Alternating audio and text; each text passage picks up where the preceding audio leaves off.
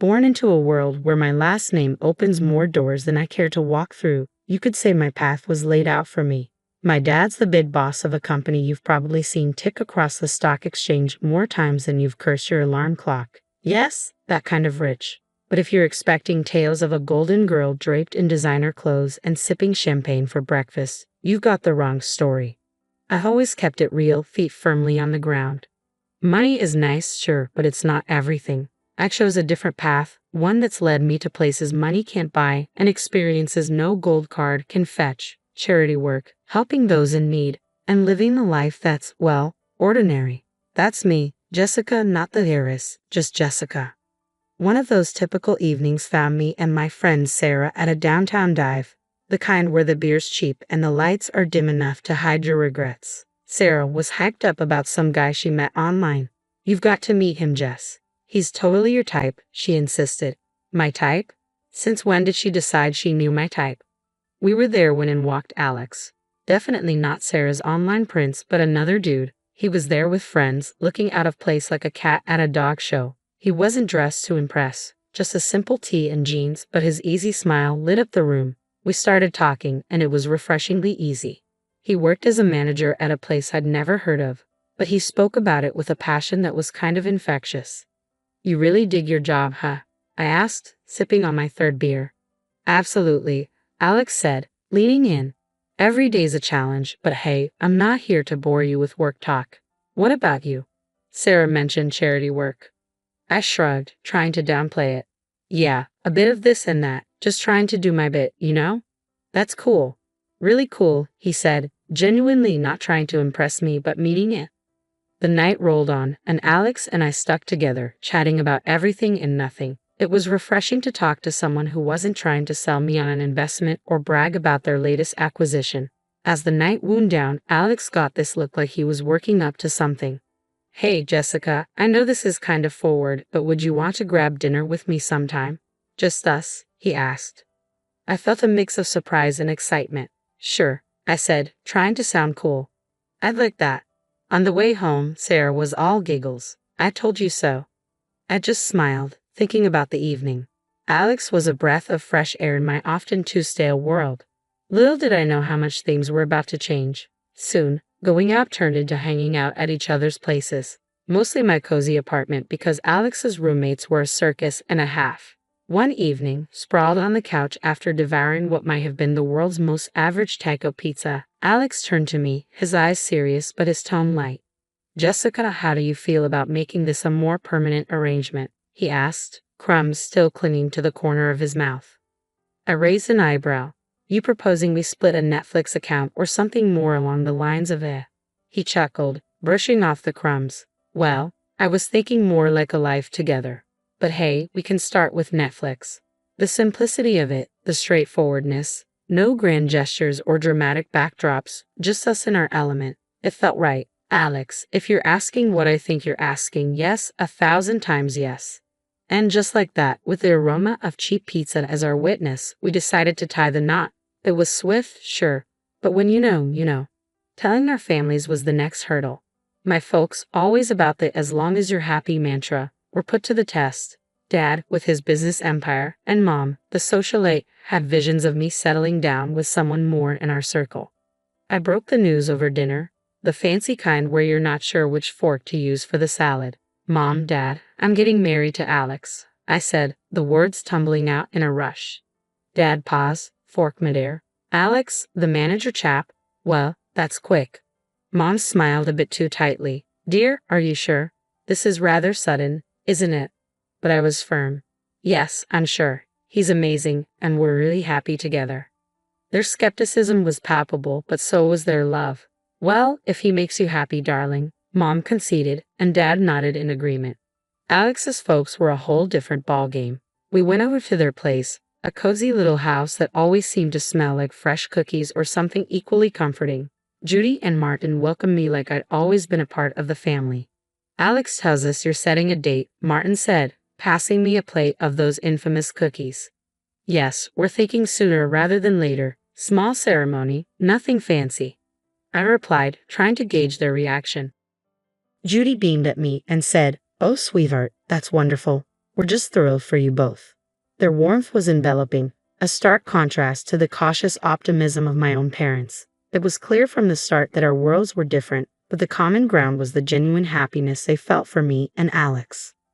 When it came to planning the wedding, we were on the same page. Keep it simple, keep it us. A small ceremony with close friends and family, and an open bar because, as Alex put it, if we're doing this, we're making sure everyone's having a good time. That's how it went down. A swift engagement, not out of haste, but because everything just clicked into place. Amid the whirlwind, there were quiet moments between us that said, "We're doing the right thing." And we were. We really were. Living with Alex started off as everything I'd hoped for and more. We were like two peas in a pod, carving out our little corner of the world in that cozy modern apartment I had rented. It was ours, filled with love, laughter, and a ton of takeout containers because, let's face it, neither of us was winning any awards in the kitchen. It wasn't long before I began to notice how Alex's parents, Judy and Martin, had a way of dropping hints about things they liked or needed whenever they visited. At first, it was subtle, almost charming. "Oh, Jessica, that's a lovely coffee maker. It must make mornings a breeze," Judy would say, eyeing our shiny new appliance with a gleam in her eye. Or Martin would remark, "This sofa is just divine. Our old one's been giving me a right pain in the back." Wanting to be the good daughter-in-law, I'd surprise them with gifts, a coffee maker for Judy, a comfortable new sofa for their living room, and so on. Their initial reactions were always the same, a mix of surprise and a touch of guilt. "Oh, Jessica, you shouldn't have. This is too much," Judy would exclaim, her hands fluttering to her chest. But as humans often do, they quickly adapted. Those initial protests faded, replaced by increasingly bladed hints, like a brick through a window. "Dinner at your folks' place was lovely, dear. Did you see that new TV they have? Crystal clear. Ours is practically ancient," Alex would relay, oblivious to the shift in tone. One evening, after I had splurged on a not-so-small fortune for a fancy new TV for them, Alex and I were curled up on the couch, my head resting in his lap. "They really love the TV, babe. You're amazing, you know that," he said, his fingers running through my hair. I sighed, feeling the weight of their expectations starting to press down on me. "Alex, do they expect us to keep doing this? It's getting a bit much, don't you think?" He paused, his hand halting mid-stroke. "What do you mean? They're just happy, that's all." "Happy or taking advantage?" I pushed back, sitting up to look at him. "It feels like we're their personal shopping service." Alex looked taken aback, his brow furrowing. "They're not like that, Jess. They're just not used to nice things, that's all." "But where does it end, Alex?" I argued, frustration creeping into my voice. "It's like they've got a taste for it now, and they're not looking back." The conversation ended with an uneasy truce, but it was clear we were on different pages. Judy and Martin's gratitude had turned into entitlement, and it was straining our relationship. Straining me. I loved Alex, but I wasn't about to become a bottomless ATM for his parents. When my dad's company hit the skids, it felt like the rug was yanked out from under my feet. That cushy life, poof, gone. And with it, the whole dynamic of our relationship took a nosedive. The shift wasn't gradual. It was like flipping a switch from daylight to darkness. I had to break the news to Alex and his folks, and let me tell you, it was a conversation I'd been dreading. "Listen up, things are going to get tight. Dad's company's tanking, and well, we're in for a rough ride," I said, trying to keep my voice steady, but the tremor in it betrayed my nerves. Alex's reaction was a gut punch. "You're kidding me, right? What do you mean things are going to get tight? You're telling me we can't live like we used to because of your dad's mess?" His words were like ice, and for a moment, everything felt frozen in place. I wished the floor would swallow me whole. Judy and Martin's faces were no better, disappointment barely masked. "This is quite the situation you've put us in, Jessica," Martin said, his tone dripping with reproach. Just like that, the warmth and camaraderie we once shared evaporated, replaced by a cold expectation that I was somehow to blame for my family's financial downturn. Moving in with them was dressed up as a temporary solution, but our once independent life was swapped for a guest room that felt more like a cell in a house where we were clearly seen as a nuisance. The atmosphere was charged with tension, each day a reminder of how I'd somehow failed them. "We're cutting back on everything because of this," Judy would remind me sharply as she served dinner, which was a far cry from the lavish meals we used to enjoy. Martin was always quick with a comment on saving costs. "Make sure those lights are off. We're not running a charity here, he'd say. But Alex was the hardest to bear. The man I had married seemed to have vanished, replaced by someone who saw me as a letdown. Can't you do something? Talk to your dad. It's like you don't even care that we're living like this, he'd snap, anger flaring over the smallest things. Our conversations, once easy and filled with future plans, had become minefields. Every word I said felt like a potential trigger for another outburst. I thought marrying you meant security, not this. This struggle, he'd throw at me during arguments, his words slicing through me. It was clear we weren't just dealing with financial stress. This was a test of our relationship, a revelation of true colors under pressure. I was stuck in the middle, battling disillusionment from my husband and his parents while grappling with my own sense of failure. Judy's birthday dinner was supposed to be a cozy family affair at an upscale restaurant, a break from the constant tension. Instead, it turned into the showdown of a lifetime. I should have seen it coming, given how things had been going at their place. We were all seated, menus in hand, and I was doing my best to keep the peace and blend into the background. That plan was obliterated the moment the orders started flying. Alex, with a grin that made my skin crawl, said, "Let's get the steak and lobster for us," shooting me a look that was equal parts smug and cruel. Jessica can stick with the soup of the day. Got to save where we can, right? The table erupted in laughter like he'd just delivered the best joke they'd ever heard. Judy chimed in, "Absolutely, can't have Jessica overspending now, can we?" I felt a surge of heat, pure fury, not embarrassment. "Really? Soup? Is this some kind of sick joke?" My voice was sharper than I'd intended. "Oh, come on, Jessica, it's just a bit of fun," Alex said, his smirk still firmly in place. That was when I lost it. Fun. This is your idea of fun. When the chips are down, you just show how petty you really are. I can't believe I fell for your act. The entire restaurant went silent, all eyes on us. I didn't sit back down.